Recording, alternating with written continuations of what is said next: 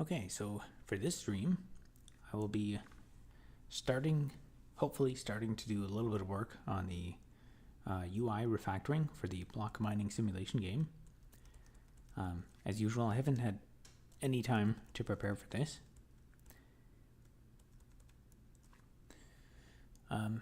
So the approach I'm going to use is to I'm going to kind of completely change the way that things are printed to the screen when you run the game, and I think I'm going to do that by I'll add a new argument,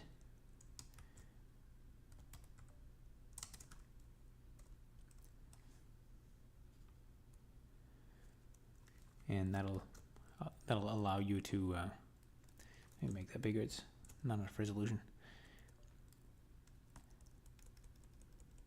It'll just be something to I guess switch so I can between the kind of new refactored code and the old code.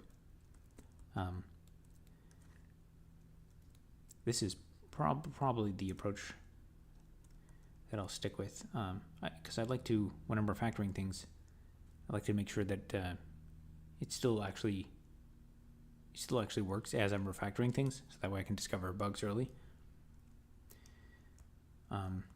Oh yeah, and another update since last stream, I added a user interaction config. So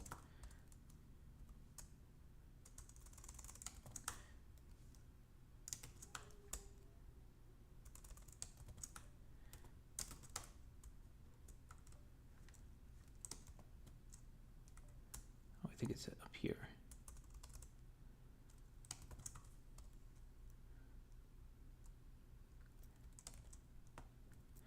Yeah, so what someone asked for was a way to support the Dvorak keyboard with the game, because currently it's using the WASD keys for navigation, and so that's not if you're on a Dvorak keyboard, that's not a very good experience. So I've added a way to create a custom key map file, so you can instead of having hard-coded characters to detect, first it loads this mapping file, and if you want, this is one for Dvorak, so this would give you basically the equivalent of WASD navigation, but with Dvorak. And to launch that, you just run the game with this extra parameter.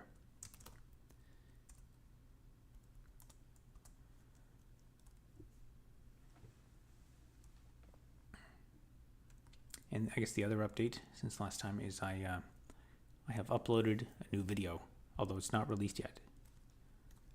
So that'll be coming out Tuesday.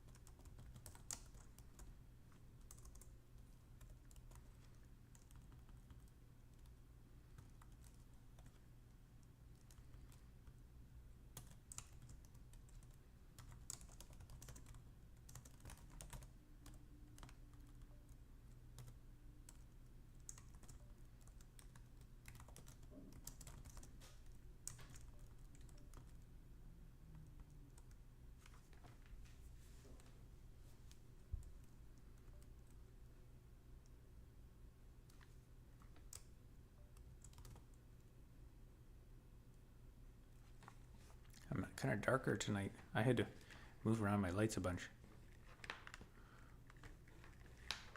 It's hard to get them to point in the right direction. That's a bit better.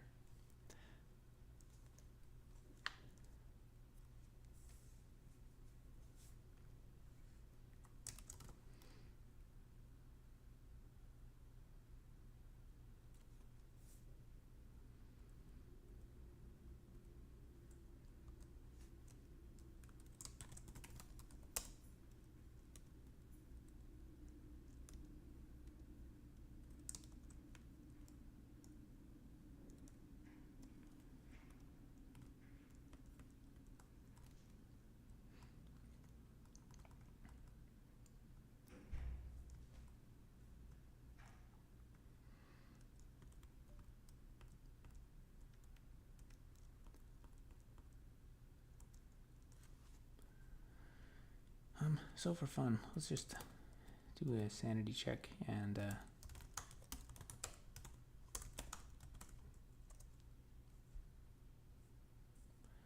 we'll just run this to make sure it still works.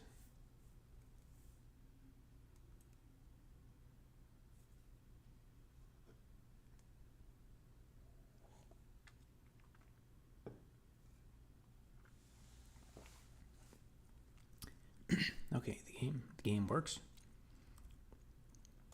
Now let's see what happens when I just comment this out.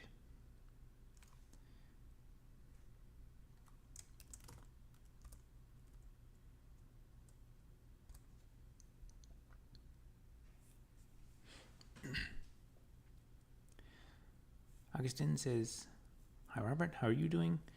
Not too bad. Been busy this week. I got another video finished for this week, so that'll be coming out Tuesday. And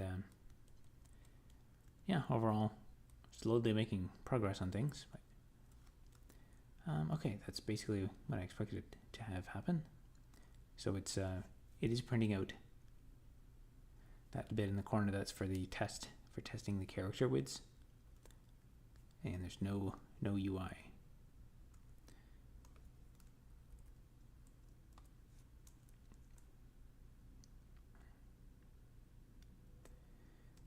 So I guess this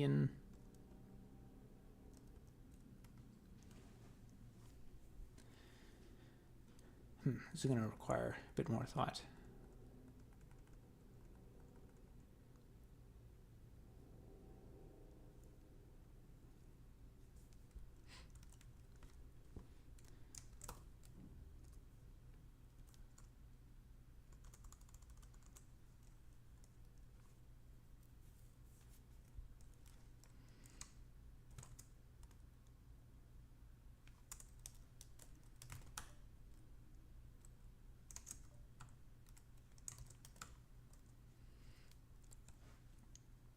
I'm probably gonna have to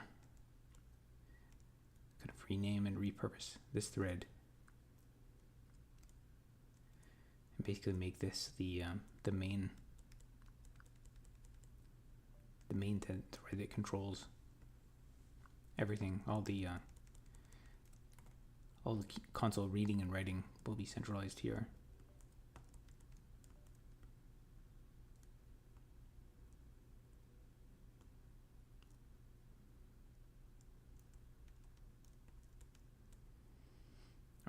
Not the reading, because I guess that's in this thread.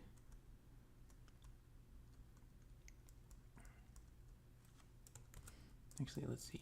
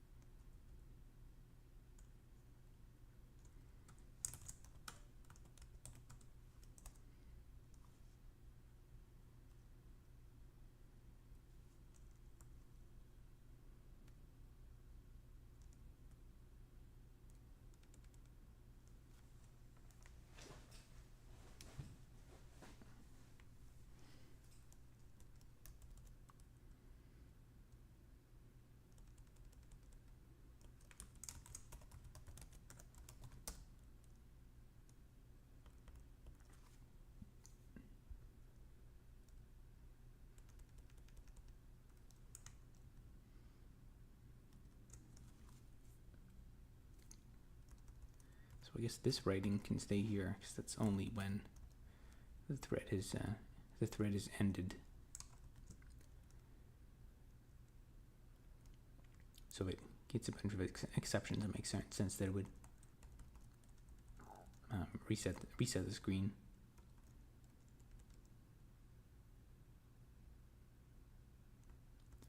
Or maybe that doesn't need to be there. That might have been some legacy code.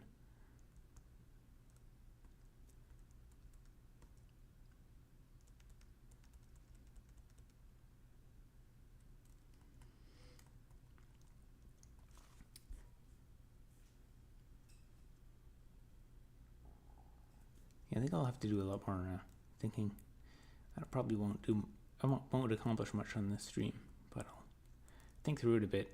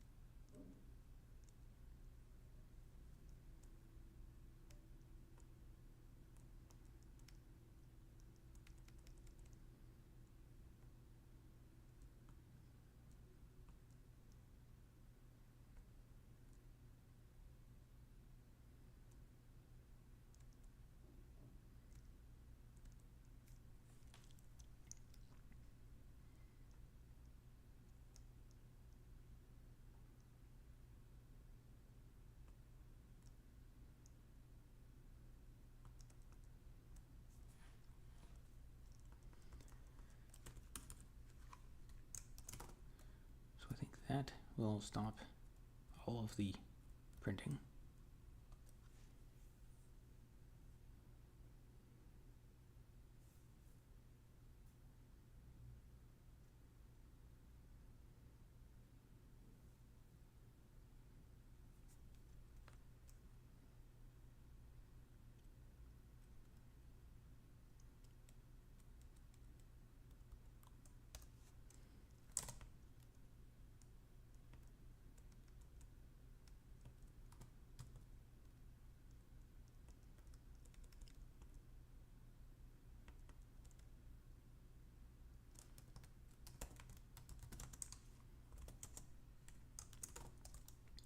That makes sense why that crashed.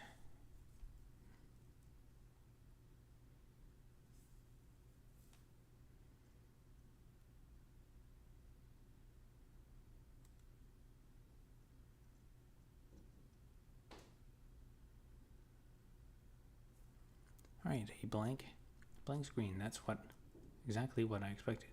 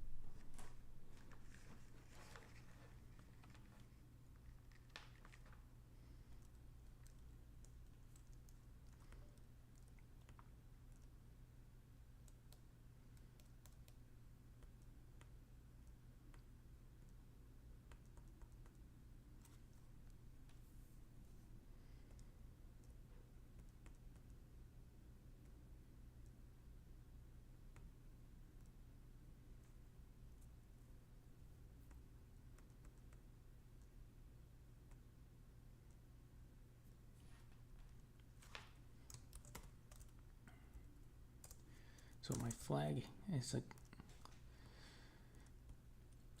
it's going to be complicated because I have to use the console for two different things. Not only printing stuff, but then also the fact that I have to empirically test printing characters and then measure back how wide a character is before I even print the thing. That kind of makes the design of this extra complicated.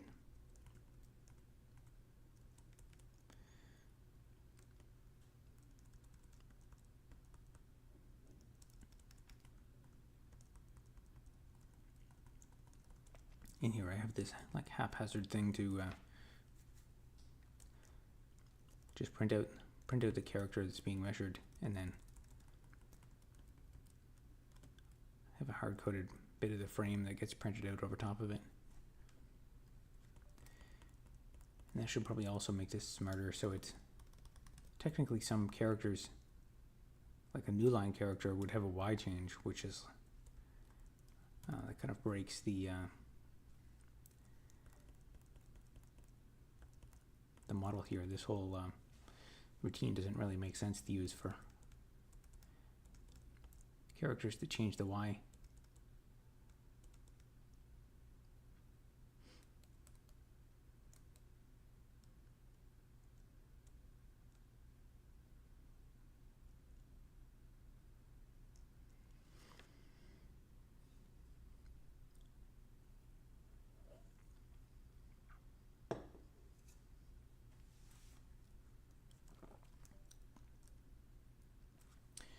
Yeah, this probably is going to be an uneventful stream. It's going to be a lot of me staring at the code thinking.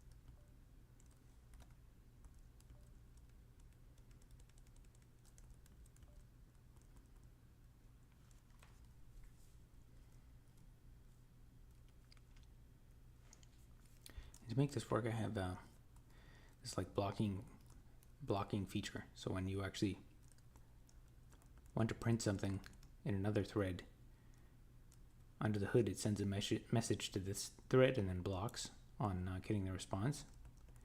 That's what it's doing down here. It's adding a result for the thread and then unblocks it.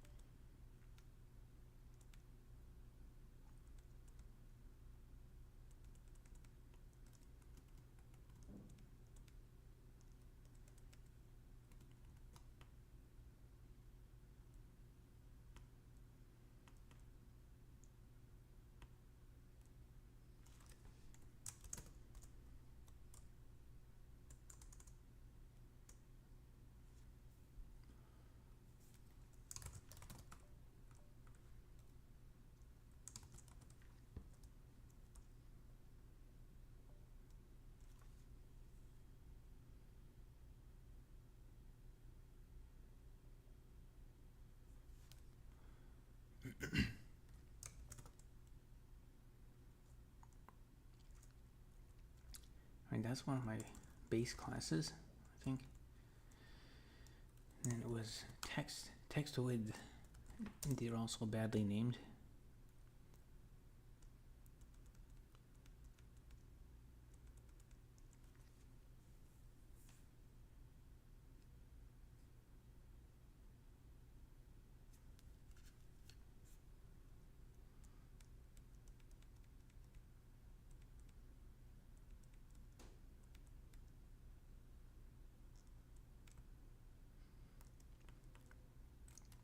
This should be an exception, I think.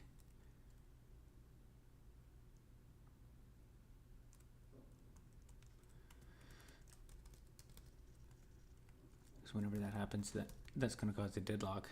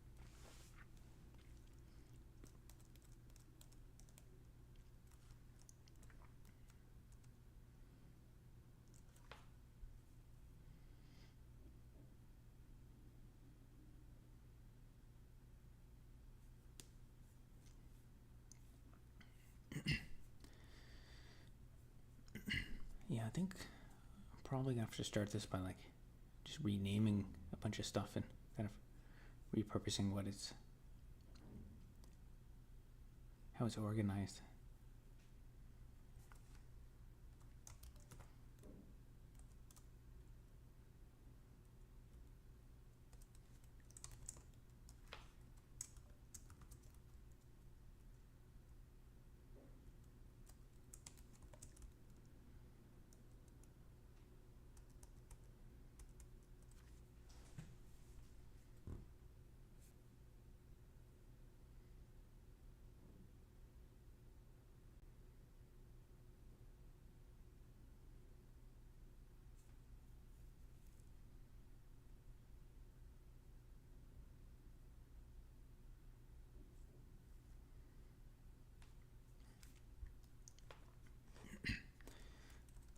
I think in this thread I'll organize this into like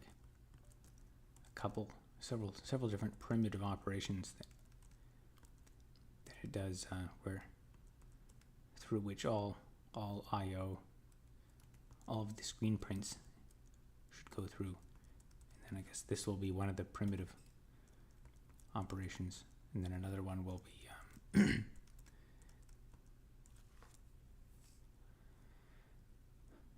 I guess I need something to buffer it, so it's like it's printing to a buffer, and then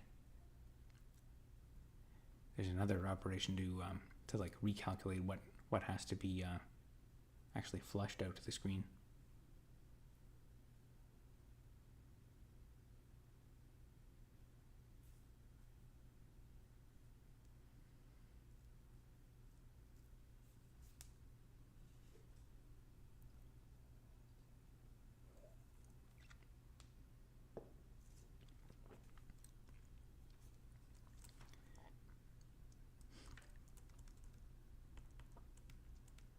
Yeah, I should probably almost like develop some of this as like a standalone thing, so I design it a bit better.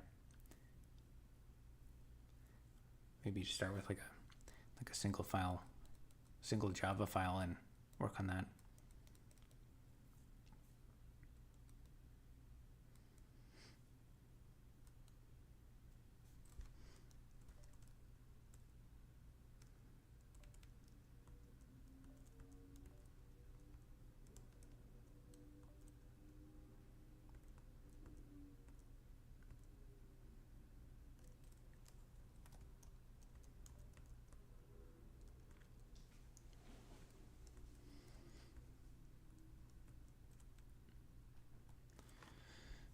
You know what? I think I'll maybe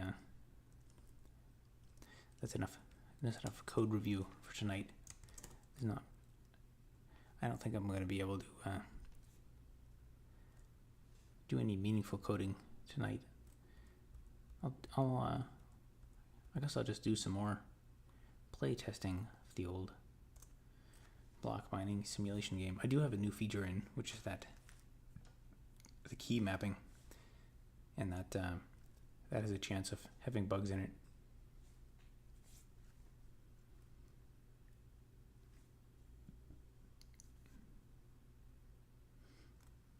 Oh yeah, I forgot I broke everything.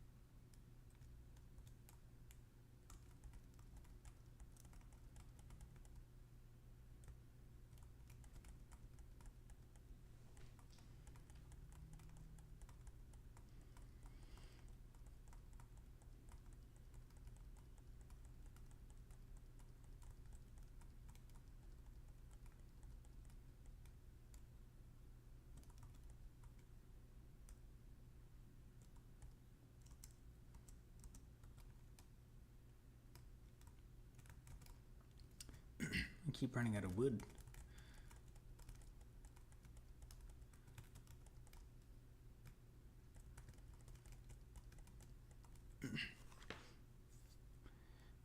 E says, hello, Mr. Elder.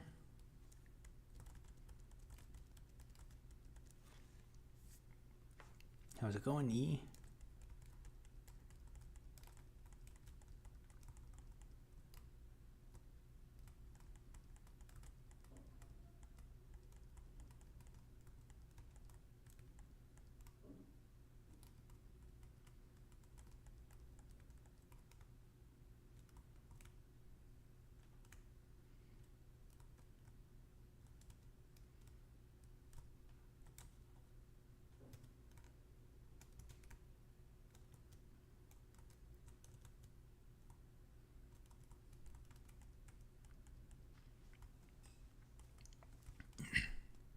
I'm so sleepy.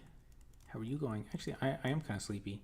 Actually, I'm drinking a Red Bull right now, but I don't know. I've been distracted. Didn't sleep a lot last night.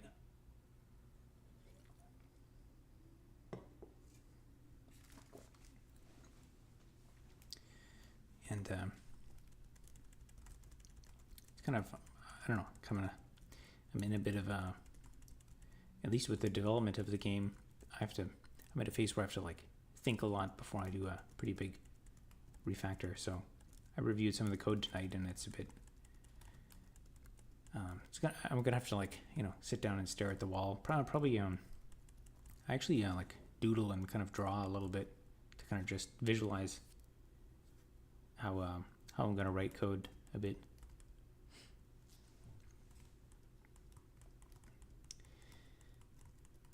Yeah, Red Bulls, energy drinks are good. They taste good, but then of course you ruin your sleep schedule.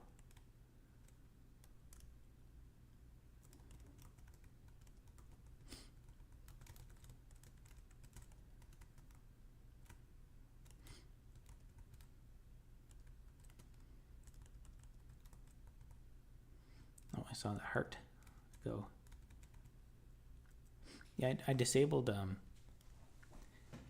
that heart thing. Always gets in the way of whenever sometimes people will chat things and I can't read the word because that reaction button is in front of it, and then I disabled that one stream, and then that stream got like almost no one showed up to that stream. I don't know if it was a bug or what, but I'm guessing it affected the stats. I think I'll probably try that again someday in the future. I'll do a stream without reactions enabled, and then we'll know what the verdict is for sure, if that's what caused us almost, it went down to like 0 views for a little while.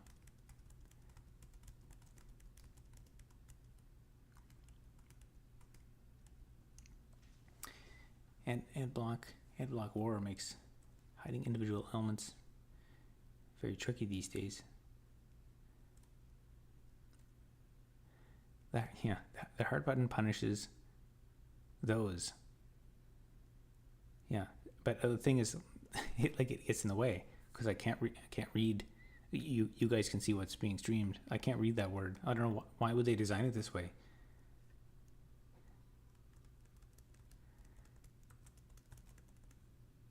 Such a basic oversight.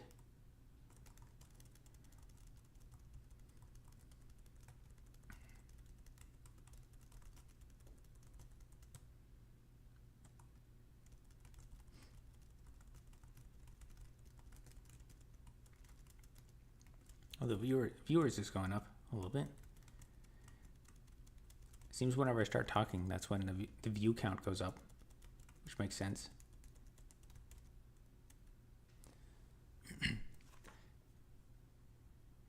They could made it a bit transparent. Yeah, at least something so that you can read chat, because it's like every single chat message where that icon gets in front of it, it's going to be a problem to read.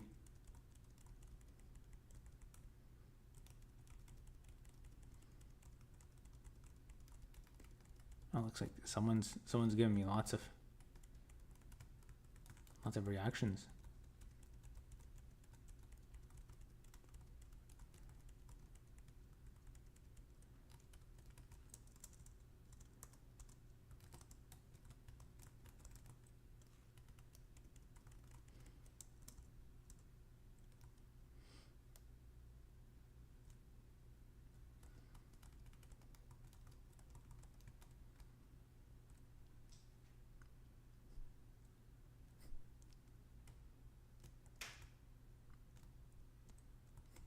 That's a lot.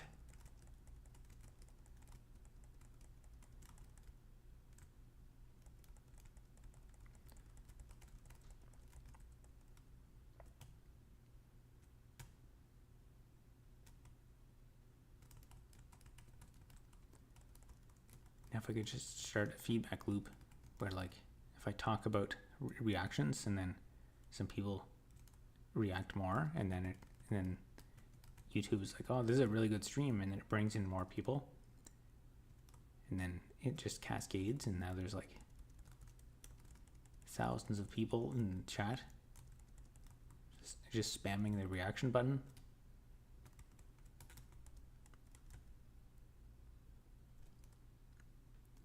We're at 7 viewers. We'll see if it goes up.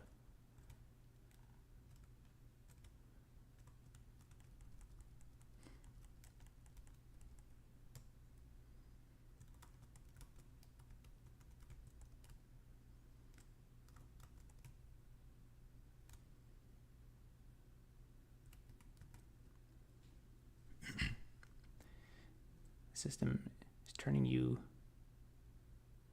and I can't read that because that's stupid reaction button. Turning you into a reaction streamer. Yep, we're all just cogs in a machine. The algorithm is going to indirectly manipulate us. Everyone who follows what the algorithm wants will be granted great gifts of success and fame and money, and everyone who disobeys the algorithm will be punished severely.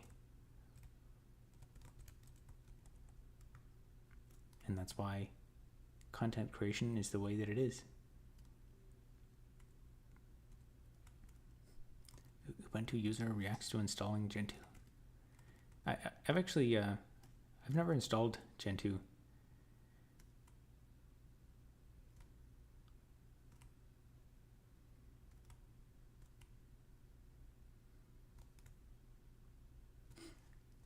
I did try running Arch a couple times back in the day, and I found it's like the fact that just, you know, a simple update your packages would like break it would make your it would break compatibility with your hard drive, so like you wouldn't even be able to boot the kernel, and you'd be like messing around in some low level command line to like load the driver necessary to talk to your hard drive.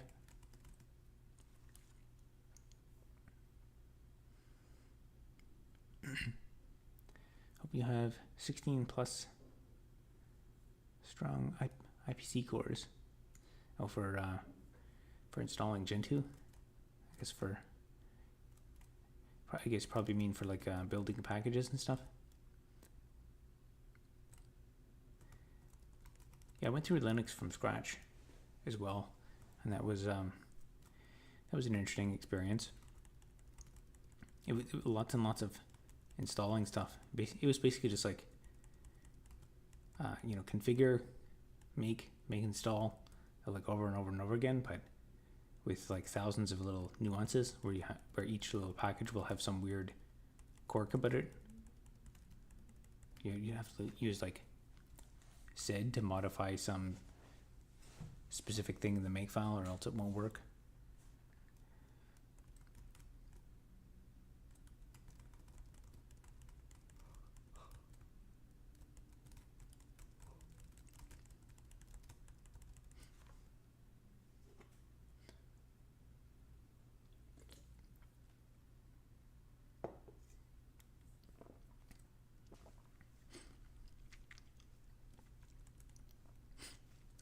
LFS helps you appreciate what goes into distribution without having to do most of that work. Yeah, that was very much my impression. There's just tons and tons of, like, none of the individual things are hard. It's just that there's like thousands, or not thousands, but like if you divide it by packages, it's like literally hundreds of packages. I actually, like, as I went through it, I automated the process, because I broke it a couple times and I made it like unbootable. So because I had been basically just like saving the commands and scripting it, I went back and rebranded from scratch. But through that process, so I had like one master script that ran all the other scripts, and for the individual scripts, I think I got up to like I went to the beyond Linux from scratch. So that was getting like a like a graphical user interface and stuff, and installing the X server and whatnot, and desktop managers and stuff.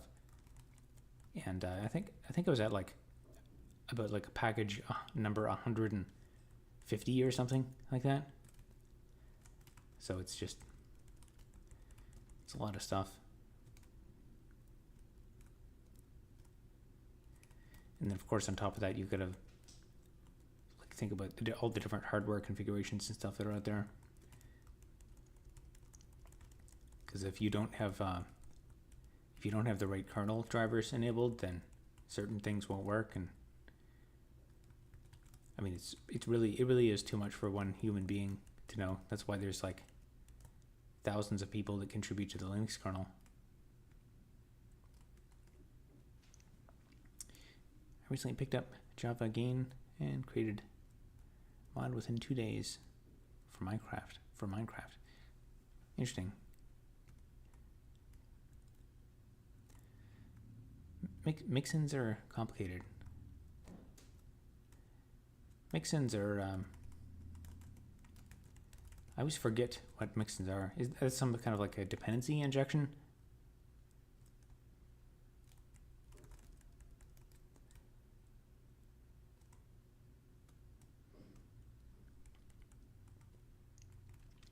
Rust and the Linux kernel drama has been interesting. Both sides have bad and good points. Yeah, I did see. Where did I see that?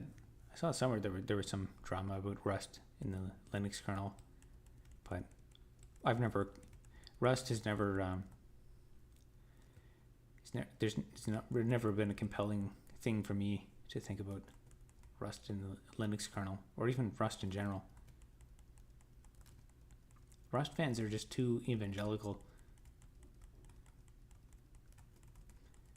And it kind of seems like the early Rust development was substantially like funded by something. I think it was backed by Mozilla, wasn't it?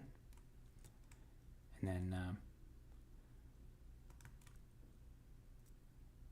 and I mean, it's not so much that there's money behind it, but it's like, if it's like venture capital money, the question is like, what happens to the system and the ecosystem when the venture capital money runs out?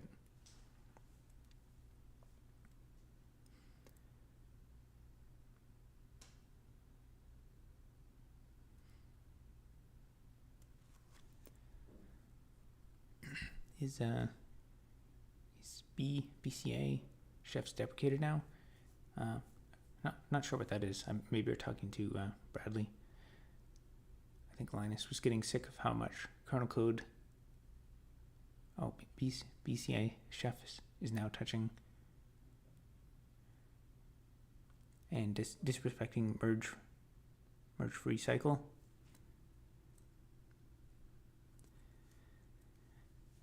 Yeah, I mean, code is code. If they're like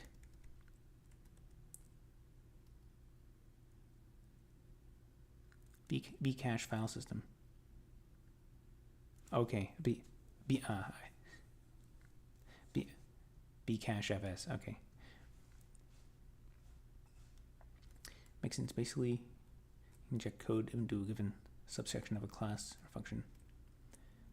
Problem is that you have multiple mods injecting in the same space. I see. It's a CO copy on write, probably file system. Pretty new one. Interesting. Haven't I haven't actually I haven't heard of it at all before that. I've looked into of course I've used ext4 default for quite a while, but then of course I looked into a file system for redundancy and stuff, and I looked into I did a deep dive into, not that much of a deep dive, but I did some research on like which should I try to go with, but ButterFS or ZFS, and I eventually decided to go with ZFS. So that's the one that I've been learning and using for a couple of years now, and I personally like it.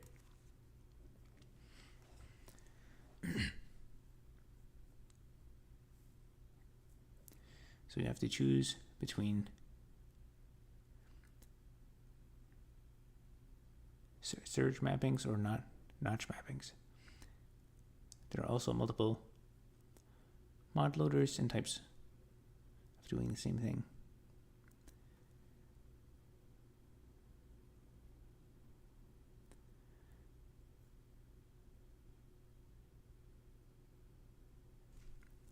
Okay, for mapping the mixin dependency injections. Yeah, I don't know. I can't comment more. It's a very meta abstract concept there. I've never done any Minecraft modding before.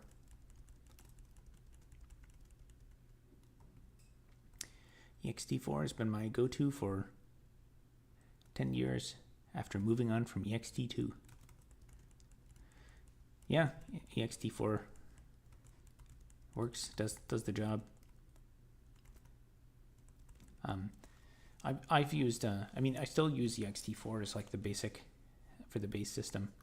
I don't think ZFS is last I looked into it. I don't think ZFS was really ready or recommended for like the main partition. But unless you have you already have like multiple hard drives in your system, I don't even think it's necessarily I don't even know if it makes sense to use ZFS. Because in my view, you'd only use ZFS if you want some redundancy.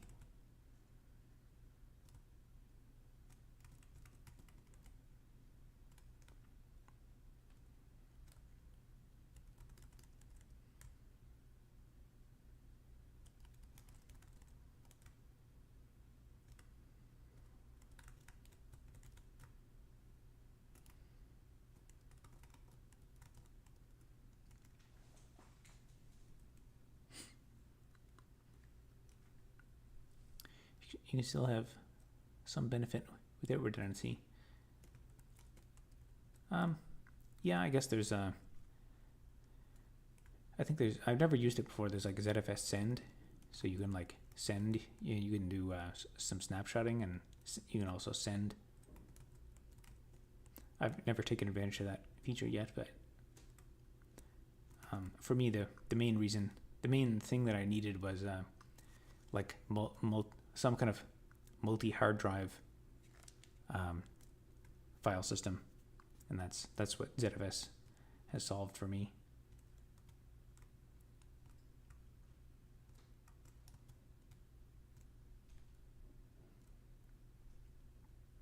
Hi, sneaky computer man. I like that. What do you call it? Name characterization. Sneaky computer man. That would make a good title for a video, I think.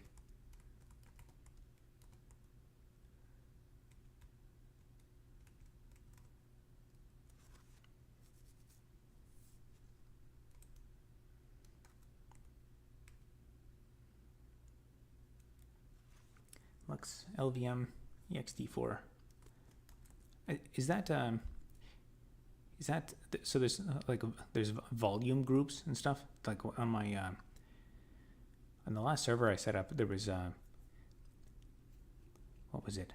Like the logical volume manager or something, and it was some way of like allowing you to dynamically resize your partitions. And I remember I tried it, and it I think it made things a bit more confusing for me, so I decided that I will avoid this for now.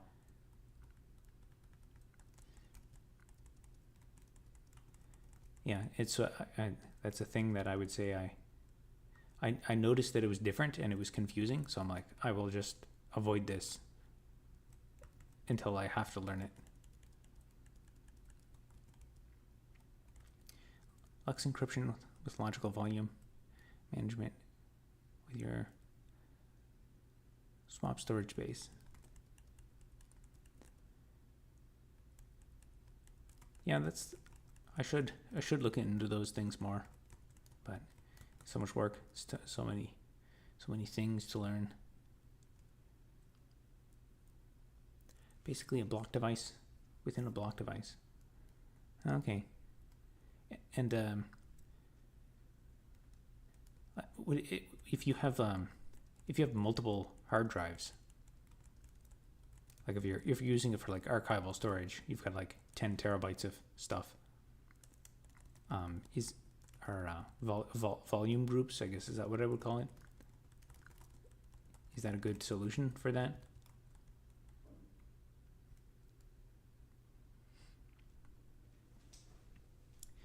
Getting comfortable with recovering a broken, resized, encrypted partition is useful. Yeah, I could imagine it is, but at the same time, that's one of the things that like, it's basically, it's like a luxury to be able to work on a problem like that and like kind of nerd out with, getting into the details. What's his face? The guy from Level 1 Techs. He did that like deep dive into, I think it was ZFS for ZFS blocks in a like corrupted or damaged ZFS pool. And I remember thinking like he wrote all these custom tools and stuff to like sift through all the orphan blocks and stuff, and I remember thinking like this is amazing work, but this is Wendell. This is amazing work, but it's like if you're in like business mode and you're like, I want to just get something done, having to like mess around with like individual blocks and write Python tools to like map them around, it's like that's not what you want to do when you have business critical data you want recovered. So I've been using ZFS, and I just keep a couple of backups.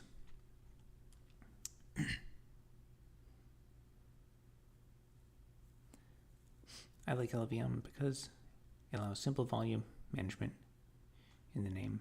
To be honest, I don't know why LVM exists, but it seems good.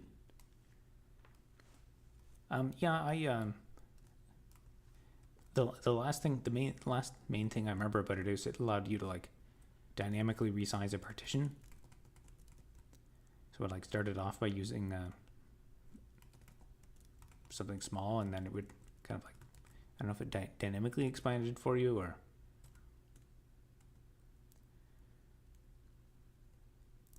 The tool was to read flash memory directly after reverse engineering storage schema.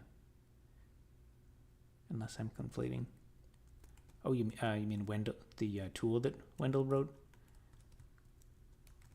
I'm not sure exactly on the details of it, but I remember him.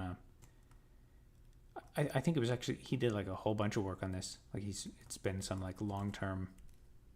I don't know if he's still working on it, but it was like a long term project that he worked on for when Linus from Linus Tech Tips like lost a bunch their giant pool of all their data got corrupted. I think it was Wendell that kind of volunteered to write some tools for that, and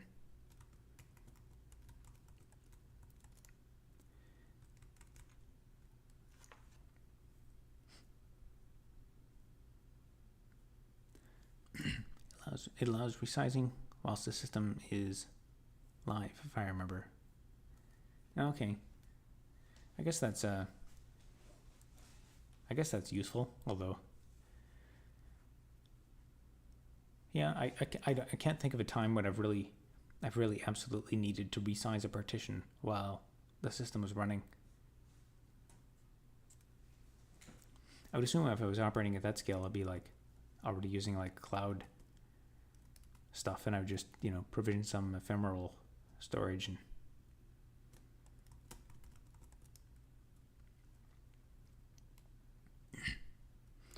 being able to address volumes using predictable Linux Unix idiomatic way makes LVM useful.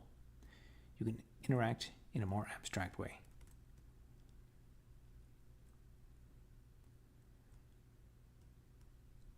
I guess that I can understand the theory of that statement, but I don't know enough about LVM to comment further.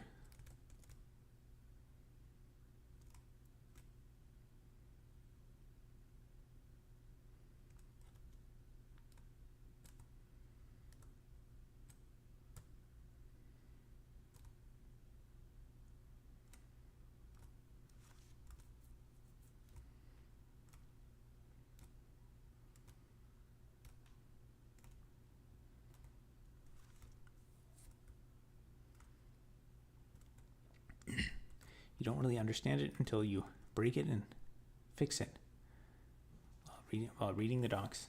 Yeah, that's I think it's pretty true.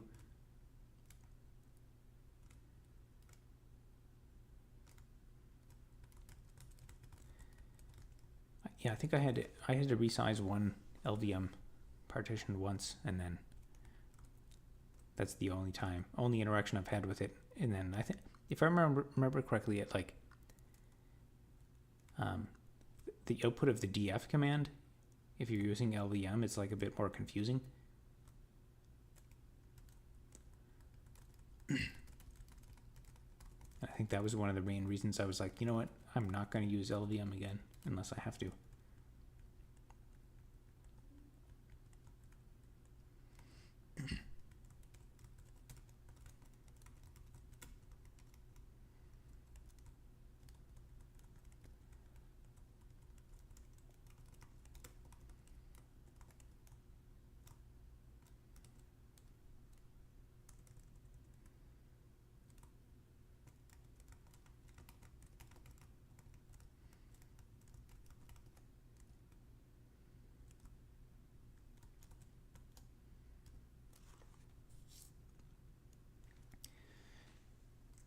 My experience is in GUI resizes. LVM like it's done, but traditional, like wait a minute, step 2/3, do not stop now or this may break.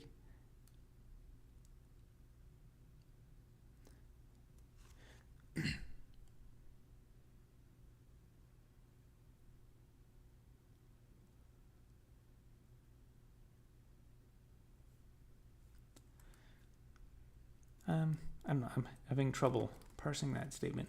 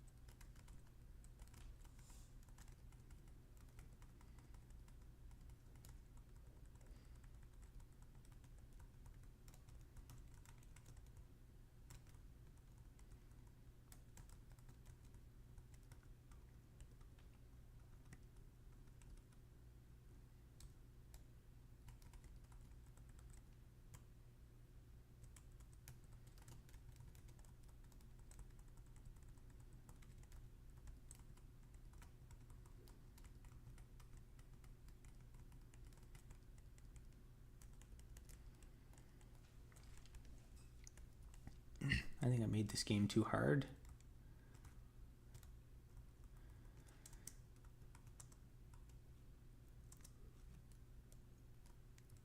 It's hard to get enough wood now.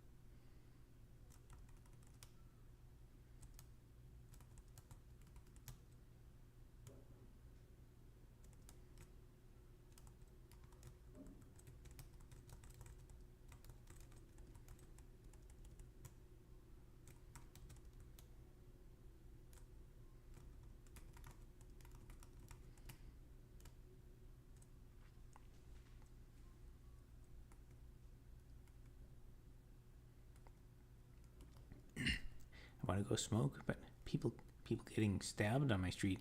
That's not good. Don't get stabbed. You live in a rough neighborhood?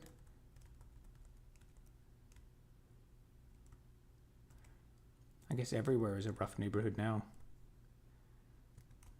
The world is falling apart.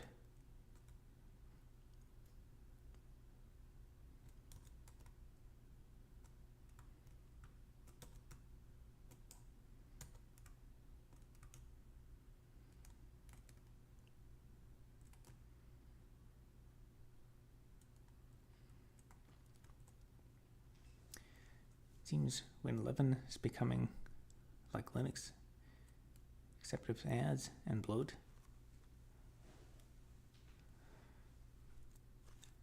Yeah, I think Windows is getting worse, but Linux is getting better. Windows is, I mean, it's completely changing.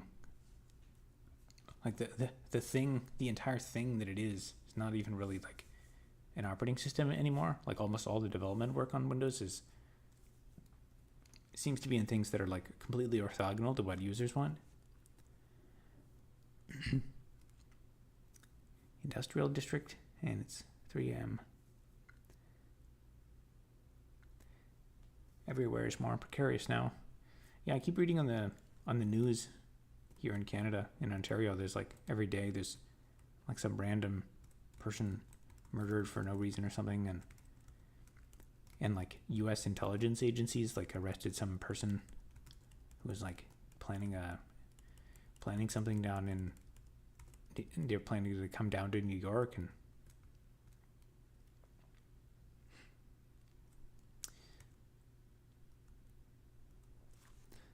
I was at a hardware store today, and the worker there went full conspiracy nut to me. Interesting. What kind of conspiracy? I'm curious. Maybe he's just he sees something that we don't. They added sudo to Win 11? Huh? Yeah, I mean, I don't even. I mean, my first instinct is that you're joking, but could they add sudo to Windows? I guess or some PowerShell thing. I don't even know what that would mean.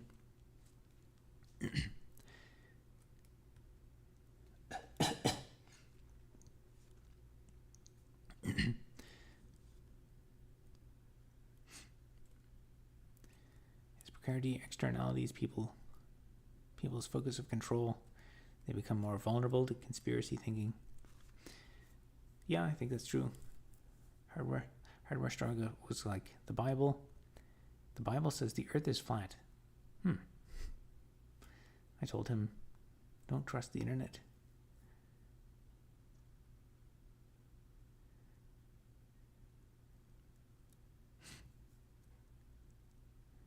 They do run bot farms like that online.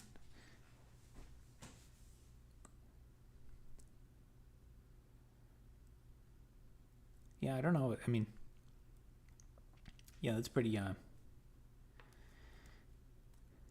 like for in these days, for someone to believe that the Earth is flat, like sincerely, is I don't know. That I mean, it's like a special. I think it says something really special about like the human mind, that in such a modern era where we have so much evidence to the contrary, that there are still people who cling to that idea. I watched a documentary about people who actually believe the Earth is flat, and it was kind of interesting. It seemed to kind of like the other comment said was that when a common theme with a lot of those people is that there's something really traumatic happened in their lives, and this is kind of like the thing that they get behind in order to, is it like a coping mechanism? But I don't know. I mean, for a bot farm to get people into that, there are like, I know this is prime time to be able to like, do foreign interference by creating whatever kind of like weird ideas. And I mean, you see tons of that on Twitter. People become radicalized of like whatever kind of strange radical idea.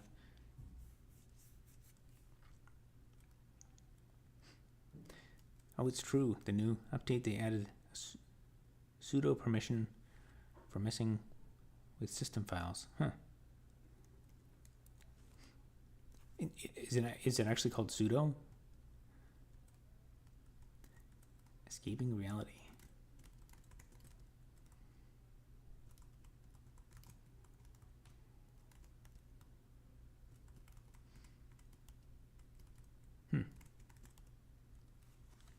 Sudo. And is it is that specifically on the command line, or is this something graphical users will use?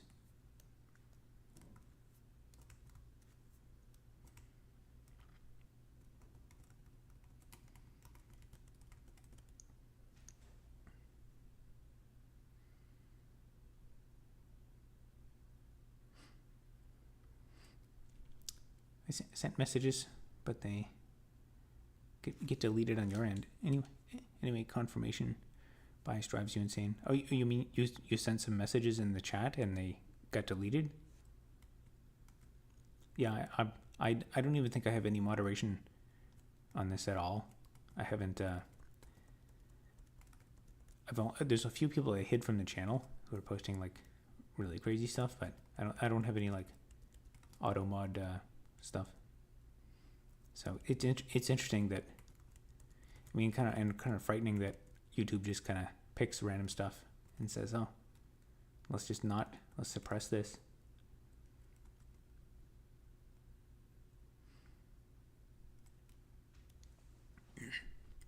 Have to enable in Win settings that you enter in command.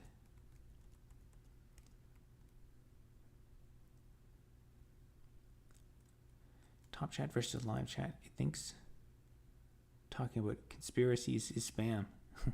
Interesting.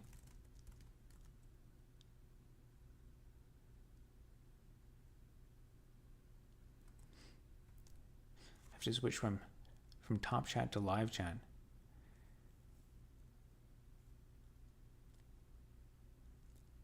Oh, okay. I didn't even notice that. Yeah, it's up at the top. It says top chat. So I guess I'm on top chat now, but there's also live chat.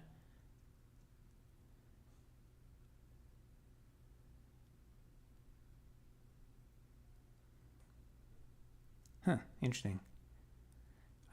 I've never seen that before.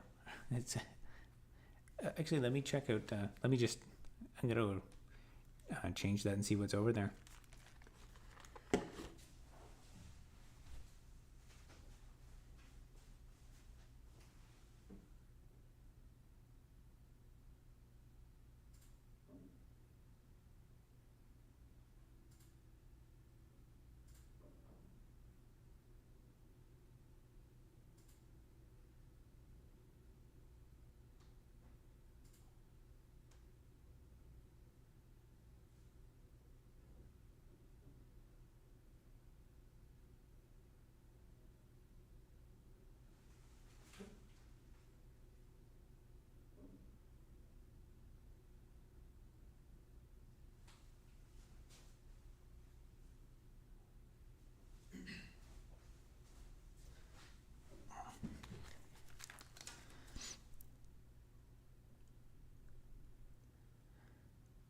let's see, is there any?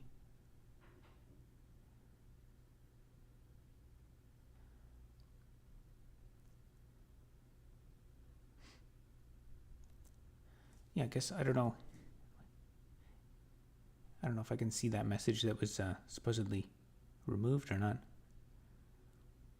I guess I'll leave it on live chat for now.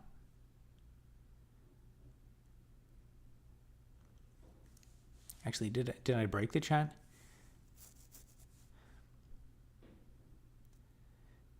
Are you guys still able to chat?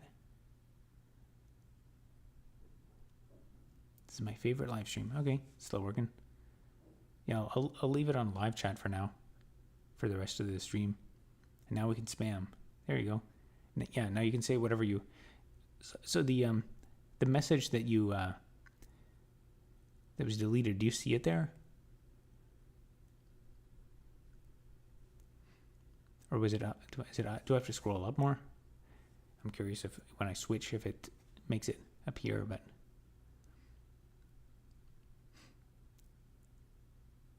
Those two messages are there now.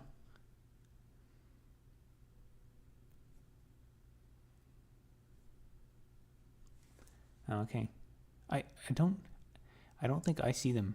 They're not on screen now, are they?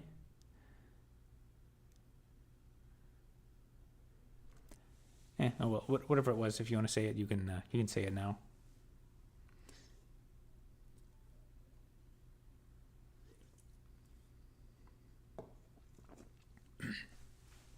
I guess for the future, I probably will.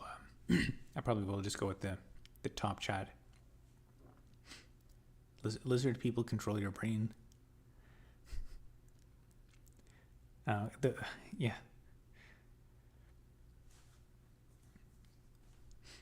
Yeah, I'll leave it. I'll leave it on for the stream just to get the full experience, and then I'll probably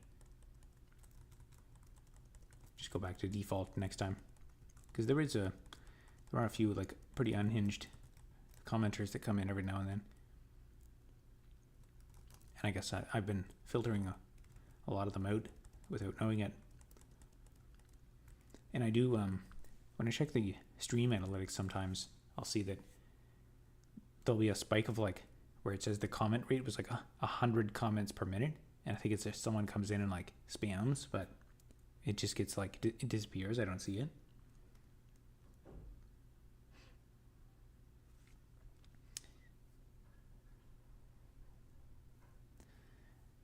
As long as we don't get Jesus family again or something. That was and there was a kind of an amusing moment, although I don't want to encourage that, because eventually, they'll get old pretty fast.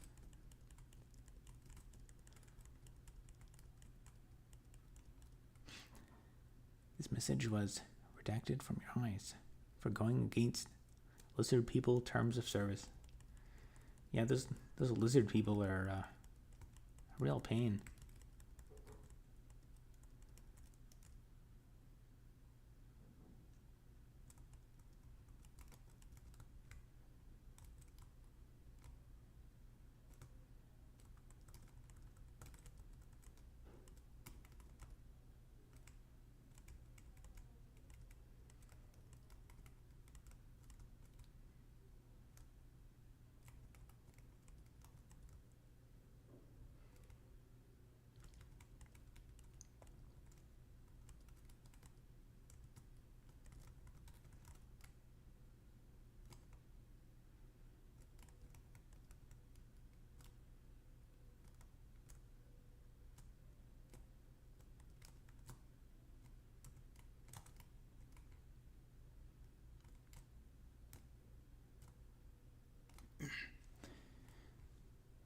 Yeah, the experience of this game is actually not too bad if you play it on a half-decent computer that can generate the world fast enough.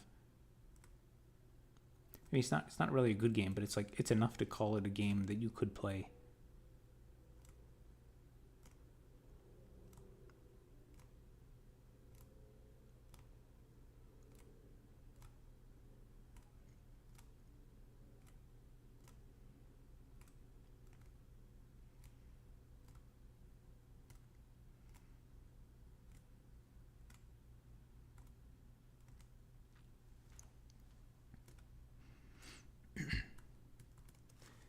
Could port it over to computer craft mod for Minecraft. Game within a game. I guess there's lots of directions I could take it in, but there's only so many hours in the day. I got enough cut out for me with the UI improvements that I want to do.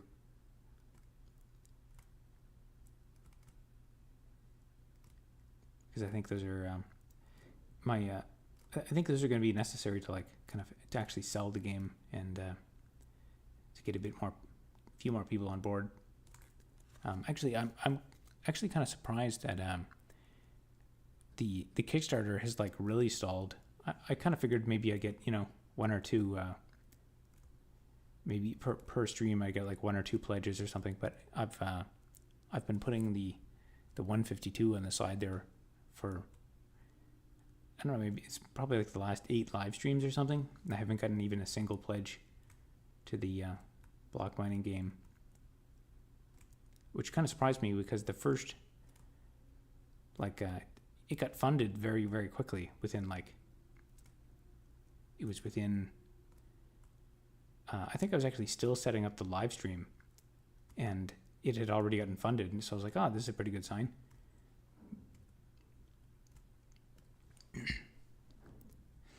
Kickstarter gives you a damn, I can't read that word.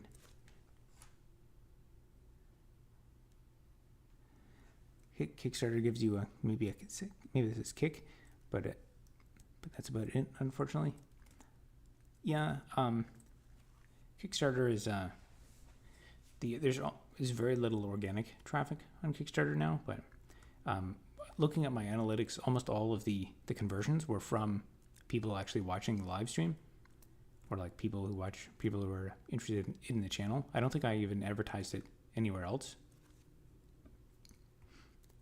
So the fact that it got funded immediately in the first live stream, I guess means that, I think I got a couple pledges in the stream after. But I guess what that means is that YouTube probably knows who are my super fans, and then it recommended the stream specifically to those people. So they generated conversions immediately, and then after that, it exhausted the supply of people who will pledge to an abstract block mining simulation game. But I'll keep working on it over the long term. It'll be one of my long-term projects, and as much as I can generate revenue from it, I will continue to do that and add to it in a way that's proportional to whatever I can get out of it. There was some more over there.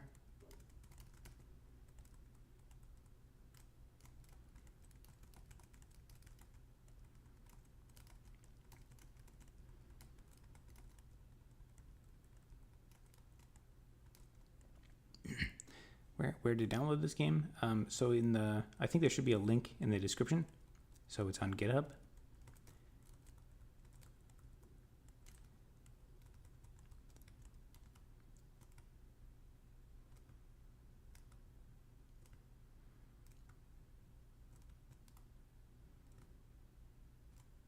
So you can compile it from source, all the sources available there, or you can just run the jars.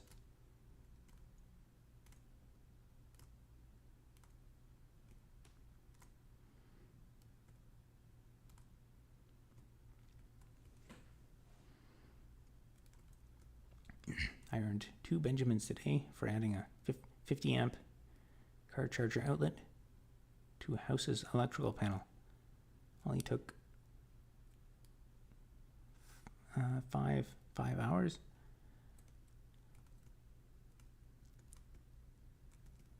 $50 amp car charger outlet to a house's electrical panel.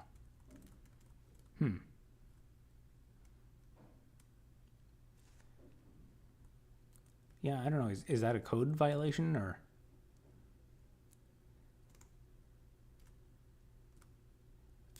That's 50 amps at 120 volts?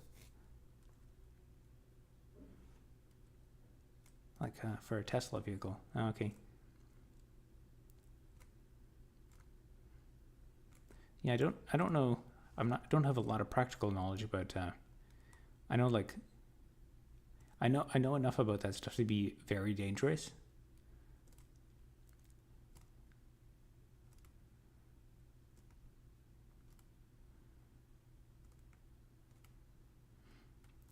Amp dual phase, new circuit breaker, and new something. Man, that reaction icon is the plague of me. I guess I need I mean, other people must not have that problem with that reaction icon being in the way. Proper wire conductor color codes. Okay.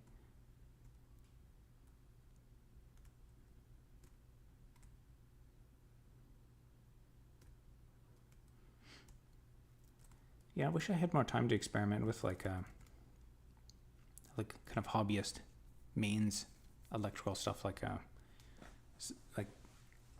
it'd be fun to get a cabin in the woods and create my own little like solar farm, and then I could like live stream in the woods. I could have a cabin in the woods and do all my computer stuff from there with my own little mini electrical grid, and have a bunch of batteries and inverters and stuff.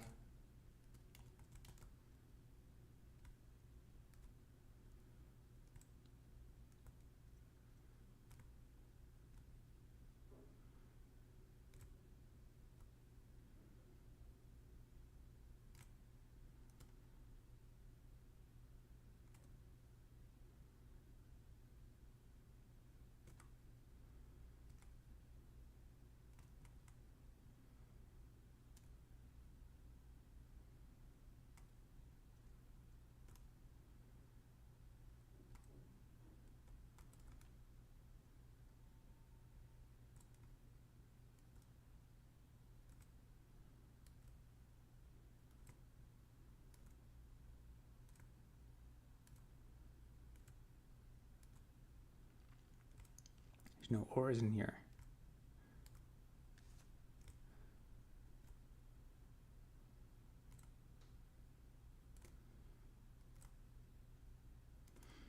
And there's in the YouTube age, there's so much great content now about like if you want to have if you want to look up reviews about what kind of inverters to use, and what type of wire you need, and how to correctly size your like battery storage for your solar installation. And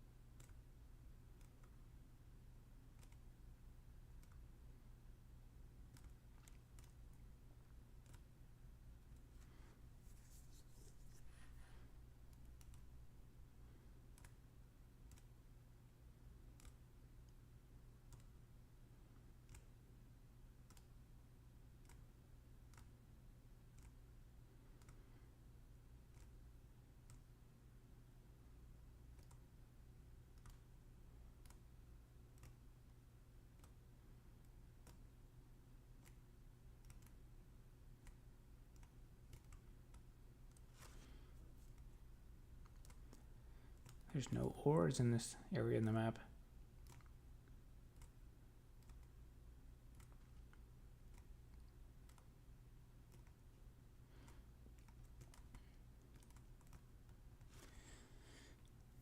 Well, I think that's think I'm about in an hour or so now. Originally, I was thinking about starting some of the work on the UI refactoring, but it's I think I'm going to need to prepare a little bit more for that. Maybe once I get rolling on that, I can actually stream some of the coding. But for now, I guess I succeeded a little bit and verified that I didn't break the UI completely with the new input map changes. So I will probably call it a night. I'll email you custom filter to remove the hard. Oh, okay. Wait, what that's like a plugin or something, or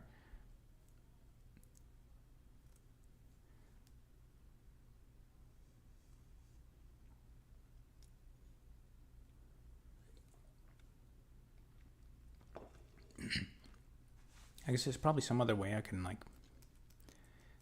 I know OBS. I think the newer version of OBS has some way to like, you can integrate the chat session into OBS in a more seamless way, and I think that would probably fix that problem. But I don't have the. I just need to. I guess I couldn't get that version of OBS installed. YT blocked the word, but it's classic blocking extension. Oh yeah, they do very aggressive. I do recall that they very aggressively block any kind of ad block discussion. Can't have people. I guess it makes sense. Most of my revenue now is coming from the YouTube ads, so you can't say the forbidden words about blocking advertisements. Oh yeah, I've actually I have that already installed on my other browser, but anyway, I may or may not get around to fixing that issue for the next stream. But anyway, I'm gonna call it a night for tonight. And as I said I would do 2 streams a week until I finish the Kickstarter. So I'll try to stick to that. So it'll be two. So I'll try to stream Tuesday, and then so see you guys Tuesday.